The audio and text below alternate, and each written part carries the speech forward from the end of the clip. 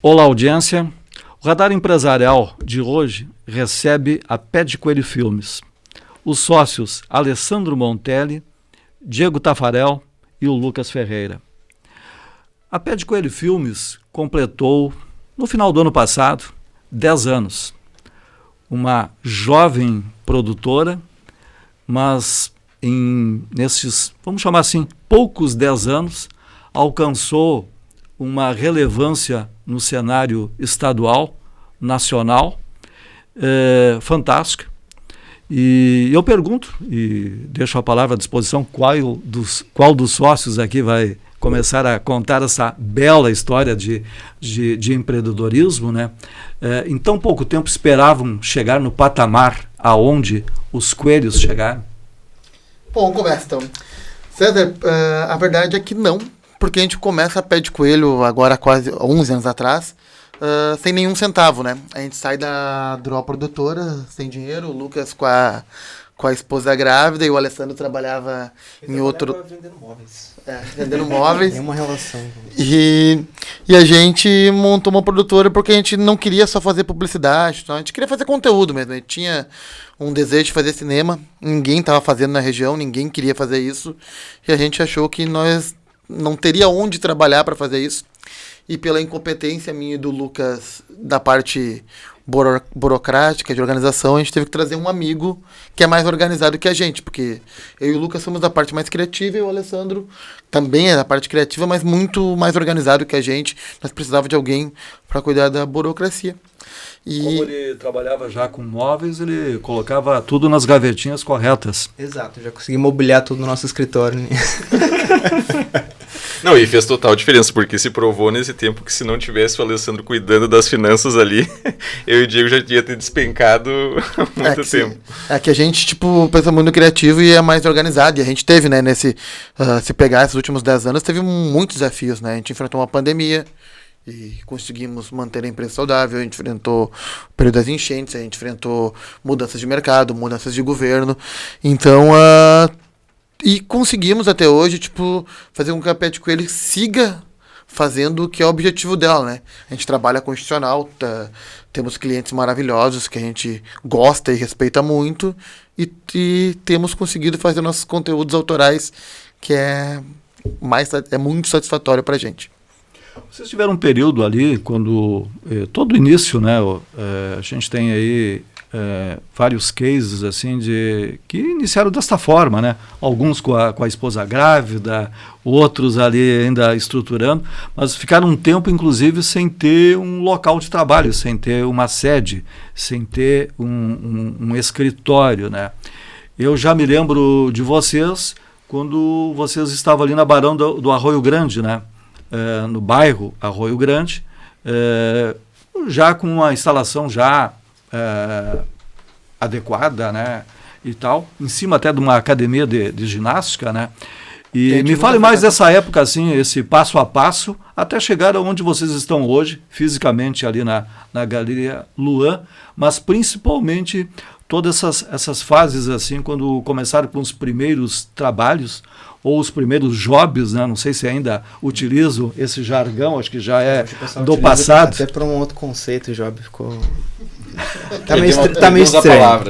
A gente soube bastante de gente, trabalhou até com bastante pessoas trabalham com job num filme recente, mas não exatamente o que a gente fazia. Quando a gente começou até, uma coisa legal de falar é que eu e o Diego tinha uma banda e a gente fazia nossos clipes, né, com... O Lucas era colega do Diego na Unisc, eles estudavam comunicação, e ali então a gente conseguia, através dos trabalhos deles, fazer nossos videoclipes. E os nossos clipes, que nós mesmos produzimos tudo ali, ficava muito bom, a gente gostava muito. A partir dali também teve esse despertar que, a gente consegue fazer vídeo, né? E aí, só que a gente não tinha, por exemplo, equipamento, que já é uma das coisas que a gente, né, quando a gente pensou, vamos ter a produtora, tá, e aí como é que faz? Qual a estrutura, né? Então, muito antes de ir lá pro Arroio Grande, a gente ficou ali junto com o Gibran, né? Como é que era o nome? A gente teve 3 momentinhos, né? O primeiro momento que a gente se reunia na casa da mãe do Júnior, na mãe do Lucas, na verdade, que o Júnior foi um menino que começou com a gente e não tá mais, e daí a gente ficou umas semanas ali, depois a gente utilizou por alguns dias a casa de um amigo nosso chamado John, e depois a gente utilizava a biblioteca da Unisc, fazendo de conta que nós estávamos fazendo trabalho de aula, a gente utilizava a biblioteca como estrutura. Aquelas salinhas fechadas que tem ali. Até que a gente teve um amigo nosso muito carinhoso, que a gente gosta muito, que é o Gibran. A gente teve num espaço que ele tinha lá da banho-maria. Desse período todo vai completar esses 7 meses, até que a gente, no momento, o Alessandro disse que de maneira inconsequente, a gente deu um passo que era comprar móveis, ir para uma sala e... É porque a gente tinha 2 opções. A gente tinha uma opção ali também no Rio Grande, que era uma salinha menor e bem feia, né? E essa outra no Rio Grande era uma sala nova, com uma extensa parede de vidro, bonita, tinha uma vista legal. E a gente ainda não tinha condições para aquela sala, mas a gente resolveu optar por mostrar uma grandeza naquele momento que a gente não tinha, e no fim deu certo. Foi um passo que a gente deu meio inconsequente, que nos ajudou bastante ali. Aquele lugar a gente ficou muitos anos ali, né? Muitos anos, foram 4, 5 anos ali. Daí a gente passou mais 2 anos ali na Oscar Yost, num prédio office, ali um local bem bacana também, com uma vista linda. E até que enfim chegamos à rua que a gente queria estar, que é na Borges, ao lado dos lugares legais, Santa Cruz, num lugar muito bem posicionado, lá da boemia da cidade, porque criatividade, boemia, uma cerveja gelada, bons amigos, isso tudo ajuda no audiovisual. A saída do... Desculpa, a saída do office também se deu muito porque a gente tava precisando de espaço, né? De gente, assim, tipo... A gente tava com um espaço já limitado. A gente foi ali pra Borges também pra ir pra um lugar maior que comportasse mais pessoas, né? Mas dentro dessa última manifestação do Diego aqui, eu já ouvi vários comentários de fontes fidedignas, né? Que dizem, né? Como aquele pessoal da Pé de Coelho faz festa. Isso aí é uma coisa que está muito mais voltada ao Diego até, né? Porque ele é mais a nossa cara, ele é o nosso maior comunicador. Então, como ele faz muita festa, aí acaba refletindo para os outros também. É que muita festa... Não, assim, muita festa não. O que é que eu tenho muitos amigos. E por ter muitos amigos, eu acabo fazendo muitas coisas. E boa parte dos meus amigos fazem muita festa. Daí eu acabo tendo muita festa, mas a culpa não é minha. Assim, me corrijam assim, se eu estiver errado até, mas nesse mercado assim de produtoras, né, existe aquelas que se dedicam ao segmento publicitário, aquelas que se dedicam ao institucional, ao marketing institucional das empresas, e também a produção de vídeos, de cinema. Vocês... praticamente assim, talvez tenham iniciado numa delas aí, né? Mas hoje estão atuando nesses 3 mercados, né? E vem algo novo por aí também, né? A Pé de Coelho, ela tem esses braços, a gente chama assim, né? São braços. A gente tem um braço institucional, onde a gente tem clientes que a gente constrói conteúdo desde o roteiro até entregar o projeto final. A gente tem o braço publicitário e o braço de conteúdo, que a gente chama assim, né, que é o de séries, filmes, e a gente tenta fazer com que os 3 coexistam e todos de maneira saudável, assim, porque fazer conteúdo e contar as nossas histórias, falar da nossa região, falar de Santa Cruz, falar dos filmes que a gente quer fazer, é muito importante pra gente. A gente acha que a nossa maneira de se posicionar no audiovisual é contando as nossas histórias. E como a gente está próximo de muita gente interessante, a gente acha que também pode ajudar outras empresas a contar as suas histórias de maneira eficiente. Então, a gente acaba mantendo esses braços ativos e, felizmente, tem funcionado muito bem. E esse desempenho que vocês vêm tendo, vamos colocar assim, vamos chamar 3 unidades de negócio, estou usando até um jargão antigo do mundo empresarial, né?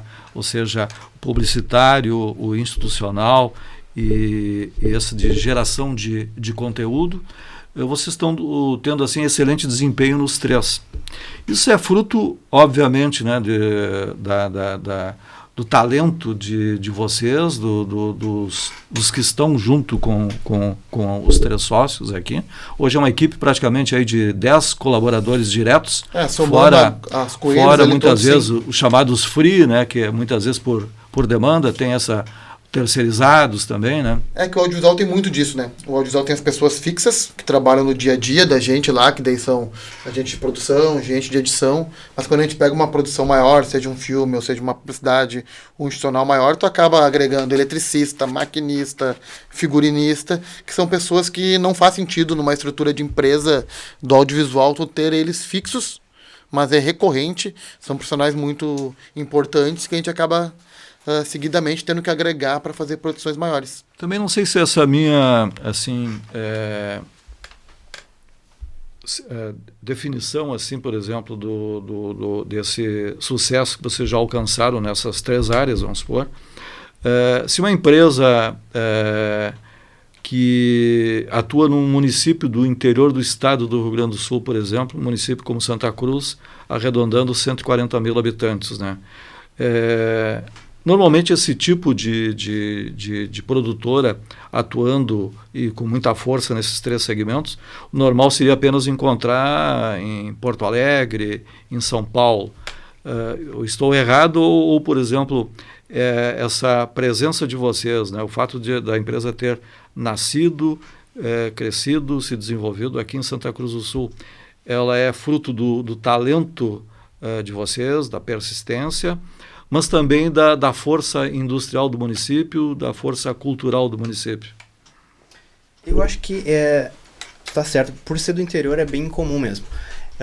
Uma coisa que existe é produtoras que fazem conteúdo, que nem a gente está fazendo mais nos últimos anos, vão fazer trabalhos de, por exemplo, institucional e publicidade para pagar as contas do dia a dia. Até porque fazer um conteúdo exige um planejamento muito grande, é um negócio que demora anos até conseguir colocar algum projeto aí para produção, né? Mas no interior é mais complicado mesmo. Eu acho que não conheço nenhuma até que faça isso, todos os segmentos. Acho que tem Santa Maria, não lembro o nome. Mas não é muito comum mesmo. E para nós, o que a gente começou a valorizar mais nessa parte de conteúdo ultimamente, porque é uma coisa que é aquele desejo de fazer, sabe? Na parte audiovisual que a gente gosta, a gente consegue colocar nossa cara e tudo mais.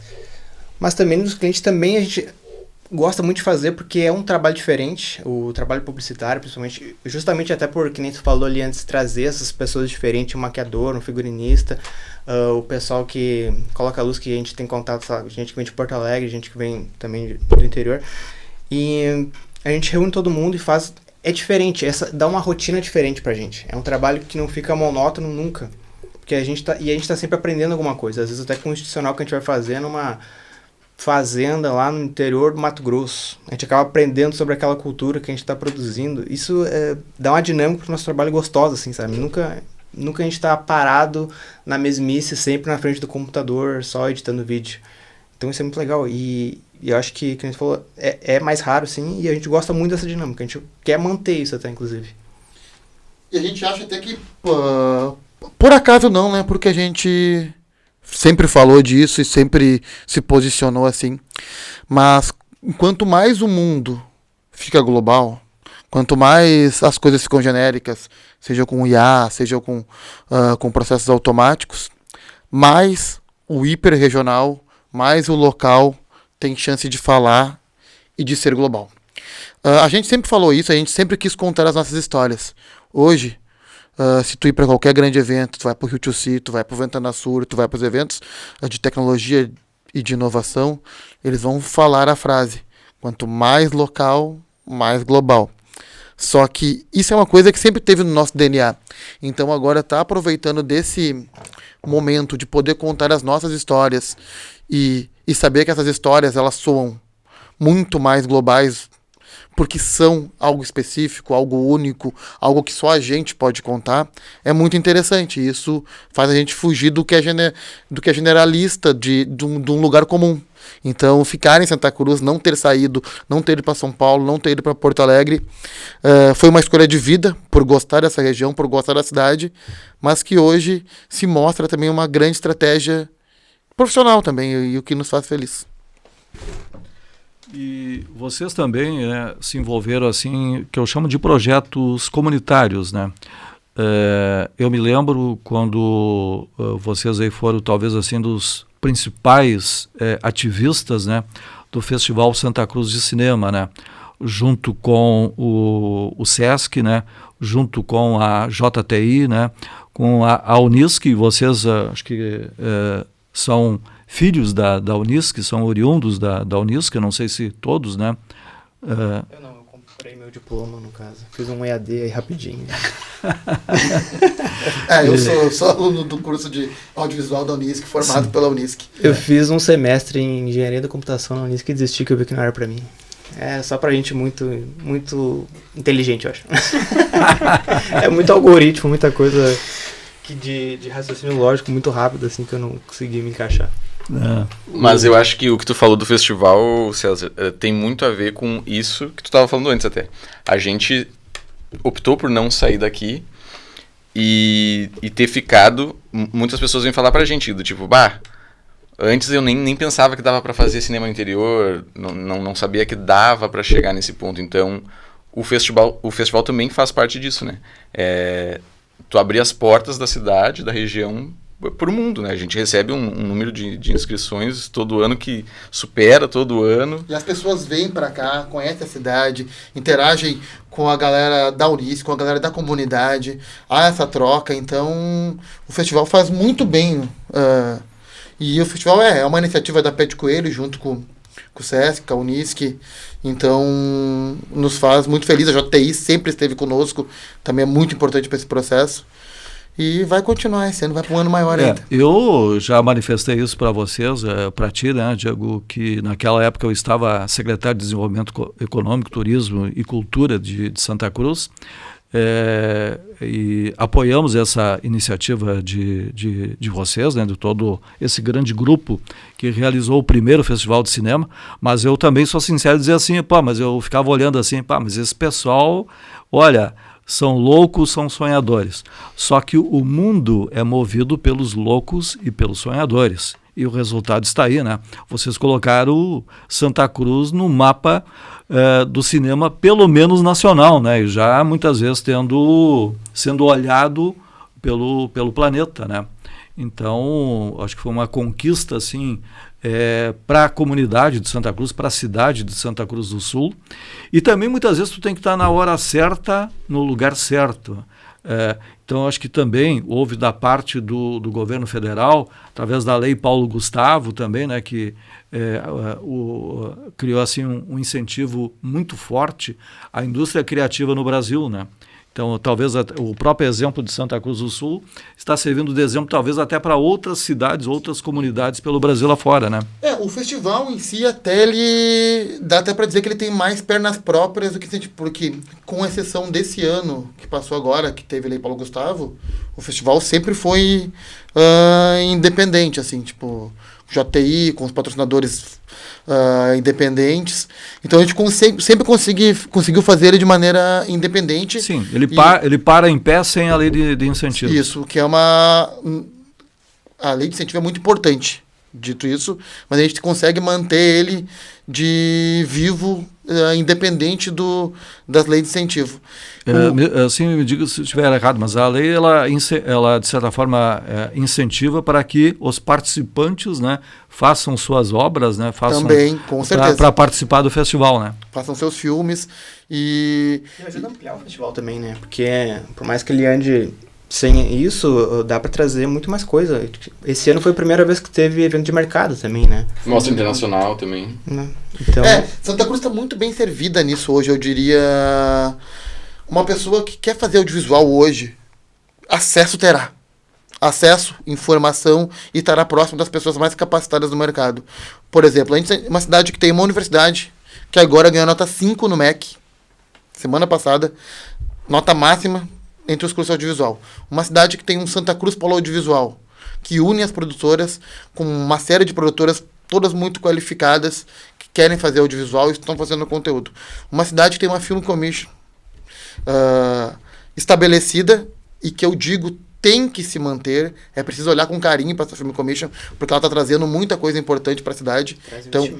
Então tem que se olhar com carinho para ela. Muitas vezes o resultado de uma Film Commission, ela pode, a atuação desse ano vai produzir um resultado efetivo daqui a 2, daqui a 3, daqui a 5 anos, né? Porque tu tem que colocar a cidade no mapa, né, de quem faz cinema no planeta, né? Sim, exato. E ela está tendo, nós estamos tendo a sorte que a nossa Film Commission da cidade aqui, ela está conseguindo trazer produções grandes nos primeiros anos. Ela foi eleita dentro do Festival de Cinema de Gramado a melhor cidade para se gravar no estado. Então são vitórias que Santa Cruz está tendo no audiovisual. A gente tem o Festival de Cinema, né, consolidado, que é muito importante.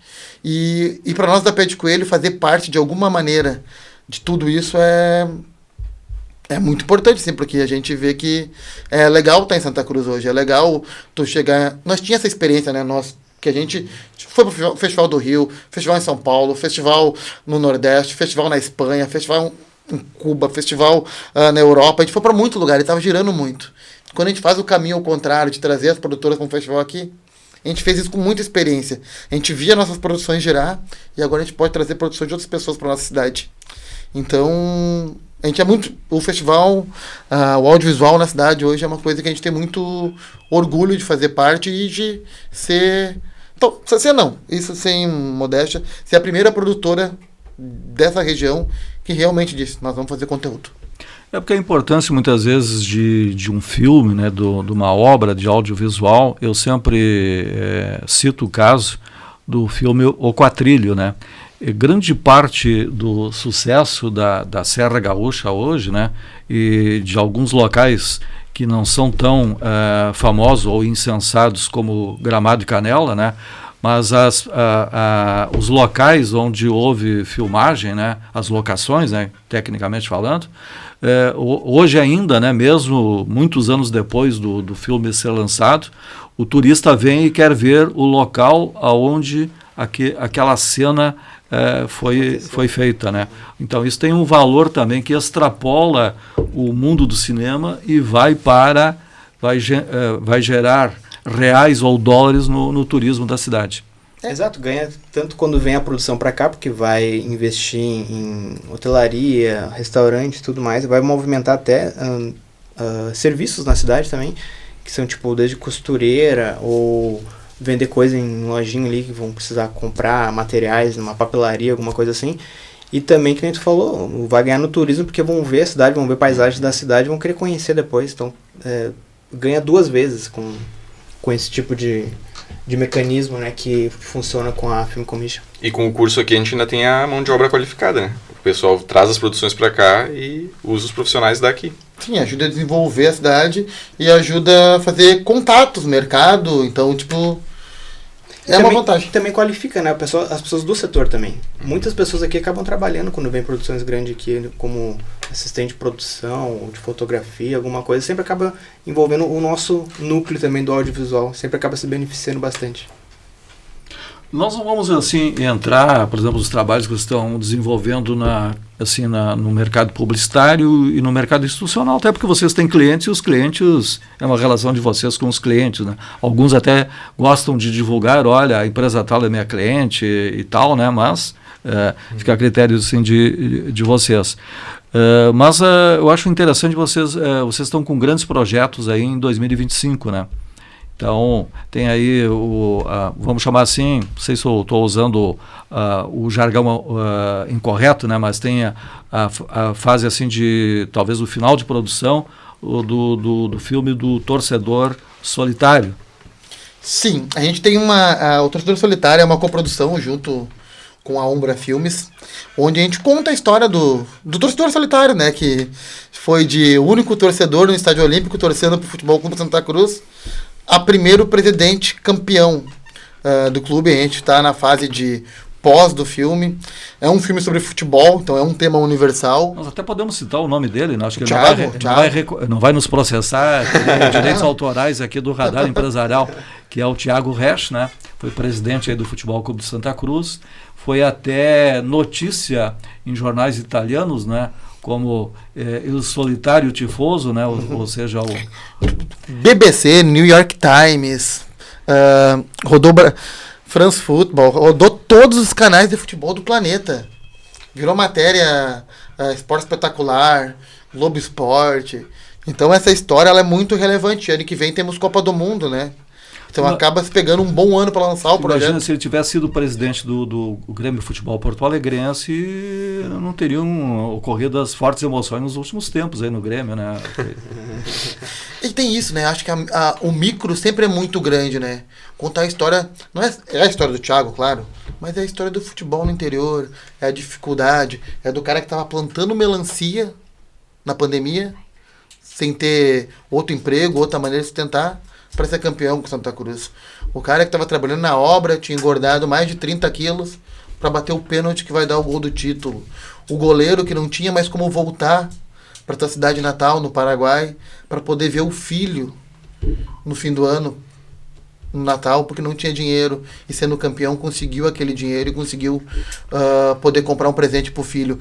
Essa história é uma história de futebol, mas é uma história humana, uma história de pessoa. Então a gente tá muito feliz em poder contar essa história do Thiago, porque ao contar a história dele, a gente está contando a história do futebol no interior, que não é aquele futebol do glamour, não é o futebol do Neymar, não é o futebol de gente trabalhadora, de gente que vai lá vender o cachorro quente, que toma a sua cerveja e tem a sua paz no fim de semana. Então é o futebol, eu diria, talvez mais bonito que existe. Não. Que é o futebol que a gente vive no dia a dia, que está longe do grande centro, assim. Então, é sobre isso o Torcedor Solitário. Para quem está nos acompanhando, essa provocação que eu fiz do Grêmio Futebol Porto Alegrense foi a provocação, assim, numa brincadeira de um colorado para um fanático gremista, né? Inclusive, na Pé de Coelhos Filmes, ele dá expediente com a camisa tricolor, frequentemente, quase todos os dias. Isso tem uma coisa bem peculiar, né? Com a gente, assim, os três são gremistas, então não há esse problema, essa divergência. Há todas as outras, como sócios, são casamentos, a gente passa por emoções fortes, a gente passa por sentimentos complicados. É um casamento, e tem altos e baixos. Mas a divergência do futebol, não, a gente é triste junto. Eu acompanhei vocês ali nesse projeto fantástico, né? Talvez seja o sonho de todo brasileiro, principalmente quem mora aqui na extremidade sul. Vocês aí andando pela BR-101, nesse projeto 101 Mulheres do Brasil. Esse projeto a gente fez até com a Fac Santo, que é daqui de Veracruz, né?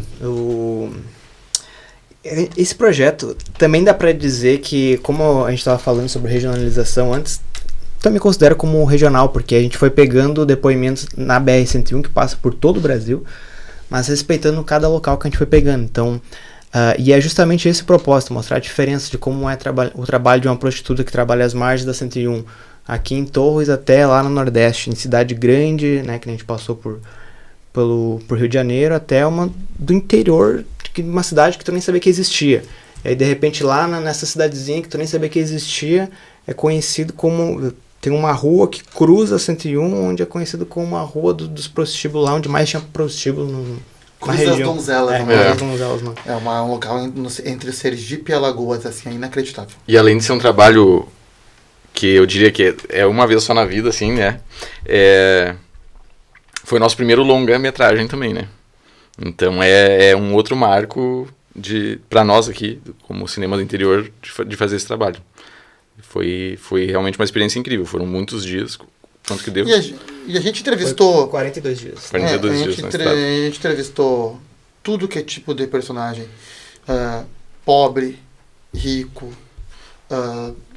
de todas as regiões, de mulher que cobrava programa a menos de R$20, a mulher que cobrava mais de R$1.000.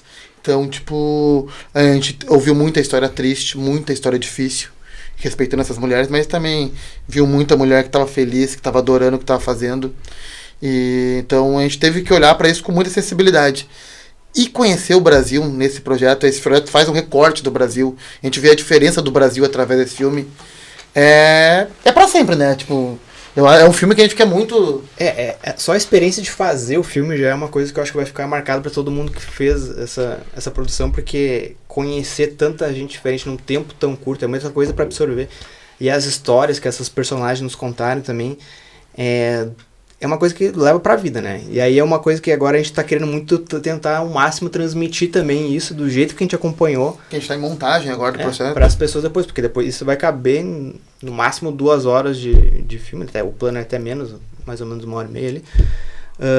Mas a gente quer ver ao máximo como que a gente vai passar esse mesmo sentimento que a gente teve ao longo de 40 e poucos dias, né? E aí tem que botar isso num documentário ali na tela para as pessoas assistirem e ver se vai causar essa emoção que nos passou, partes engraçadas, partes tristes, tudo isso foi muito bacana de acompanhar. Essa parte da montagem eu acho que até é quase mais difícil que gravar, porque ter que selecionar o que entra, o que não entra, coisas que tudo parece essencial, é muito difícil.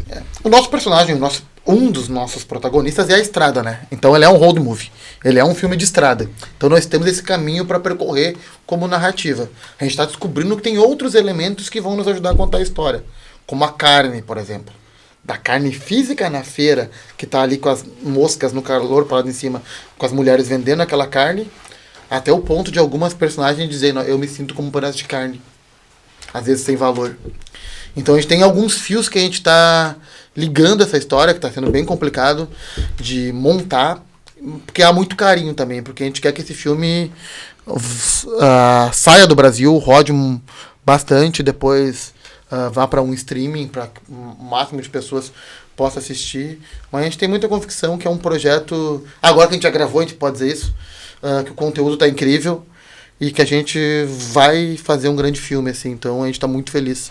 Enquanto vocês estavam falando sobre esse projeto aí das 101 mulheres do Brasil, né, estava assim tentando me lembrar, porque no passado, assim há 30, 40 anos atrás, havia algumas produções retratando esse, vamos chamar esse Brasil real.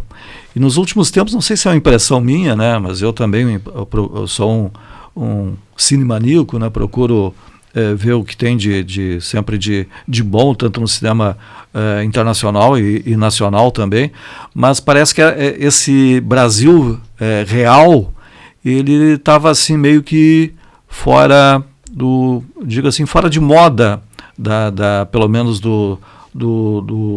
das TVs nacionais e até das produtoras nacionais, ou estou equivocado? É que eu acho que a gente vive um momento no streaming, e que isso escorre para a TV aberta, dos true crime. A gente viu um momento onde está a Netflix, está a Amazon, está a HBO, está a Amazon, todo mundo produzindo true crime. E isso, nós estávamos na Amazon agora, num outro projeto, que a gente está numa imersão junto com a Amazon, e está muito claro isso, então não é uma impressão. Mas isso é mais uma vantagem para o 101 ainda, porque tem uma lógica, né, na vida, assim, que quando tu vê algo acontecendo, e tu entra na fila atrás para fazer o que está sendo feito, geralmente tu chega lá na hora de fazer e trocar a fila, e tu vai para outra fila. Então, apesar de nós acharmos que a Pé de Coelho tem que sim sempre estar ligada no que está acontecendo, é importante também montar a fila para os outros vir atrás. Tentar antecipar, né? Tá na vanguarda. E a gente faz isso porque a gente conta muita coisa que vem de dentro, sabe? O próprio 101, apesar de ser pelo Brasil inteiro, ele nasce de vivências e coisas que a gente enxergou, que a gente viu próximo da gente, que a gente queria contar. Então é as coisas que vêm de dentro para fora, assim. Mas sim, Cedra, acho que tu tá certo. A gente tá numa fase do streaming que é muito baseada em true crime, e tá todo mundo produzindo isso e vai passar isso. Daqui a pouco vai virar outra coisa. Então, é isso, basicamente. Vocês voltaram aí de uma visita na Amazon, em São Paulo. Além dessa visita, o que mais que vem por aí em 2025? Já estamos indo para o final de 2025. O que a Pé de Coelho vai focar em 2026, 2027? Eu vou falar da Amazon, vai me ajudar a completar daí.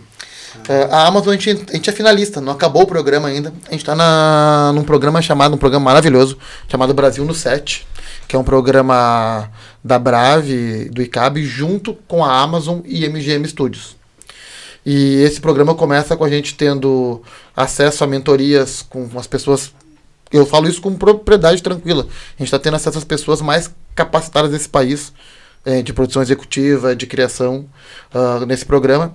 Daí a gente teve uma imersão dentro da Amazon para conhecer os estúdios da Amazon e estar direto com os executivos. A gente estava lá com a Júlia Prioli, com o Rodrigo, com as pessoas que tomam decisão na Amazon hoje, podendo falar do nosso projeto. A gente está com um projeto incubado nesse Brasil no Set, junto com eles, que é um projeto que a gente, logo aqui na frente, a gente quer estar produzindo, e a gente vai produzir. E isso está sendo muito importante, né, Ale? Tipo, hoje a gente estava em uma outra imersão. Só tu foi pra Amazon, né? Então, tu faz. Mas assim, os workshops a gente tá fazendo online junto e é uma experiência bem bacana, porque tipo, realmente abre o nosso mundo bastante, porque são profissionais que são experientes em trabalhar com todas os maiores players que existem no mundo. Netflix, HBO, Globoplay. Então, a gente saber o que precisa, como se formata um projeto, por exemplo, para chegar lá, pra gente é muito importante. A gente já sabe os caminhos que a gente precisa seguir também, caso a gente quiser chegar nesse mesmo lugar. E sobre outros projetos também, a gente tem, como a nossa região é muito rica, tem histórias, e a gente quer contar essas histórias, a gente, em paralelo, já vai formatando várias outras. Inclusive tem uma que nos incomoda muito, né, que é do Caso Clima, que a gente já tá também trabalhando em formatar isso daí, e quem sabe logo a gente consegue mais coisas também, colocar na roda, e a gente tá montando esse portfólio todo de projetos, que nem eu falei antes, é uma coisa que a gente dá muito valor, que a gente gosta muito de contar nossas histórias do nosso jeito, e principalmente quando leva daqui para mostrar da nossa região tudo o que acontece, que tem muita coisa bacana. Legal. Eu deixo a palavra assim à disposição aí para as chamadas considerações finais. Essa palavra considerações finais é aqueles tradicionais programas de debates e tal, né? Mas podem falar quem esteve na Amazon, e quem não esteve na Amazon também pode falar. Eu estive na Amazon. Eu estava na Amazon. Pode ir.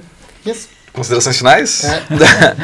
Não, eu só queria dizer que o princípio da Pé de Coelho é esse, e eu queria deixar para todo mundo assim, dizer, isso, acreditem nas suas histórias, que nem o Ale tá falando, a gente tem muita história aqui em Santa Cruz para contar, e isso vale para todas as regiões. Acredite no poder do que vem de dentro, é isso, tipo, bota para fora as histórias que tu quer contar, que quanto mais pessoal, mais interessante é para todas as pessoas, sabe? Acho que isso é uma coisa bem, bem importante de se levar.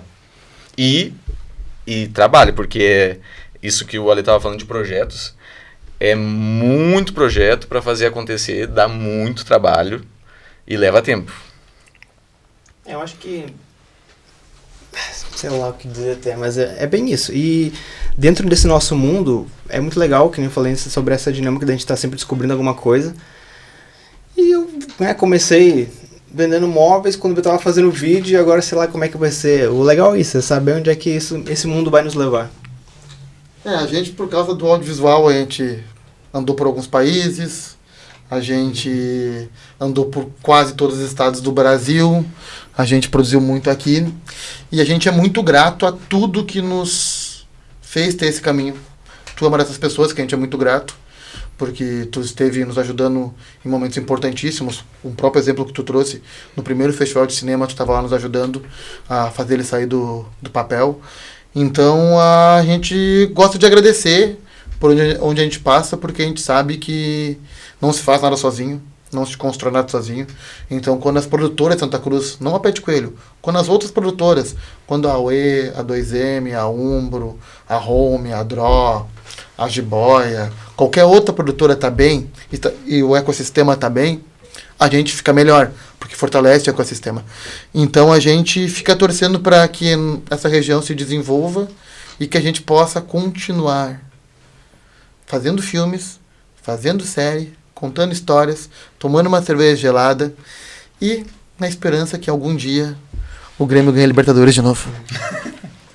Basicamente isso. A vida é isso hoje.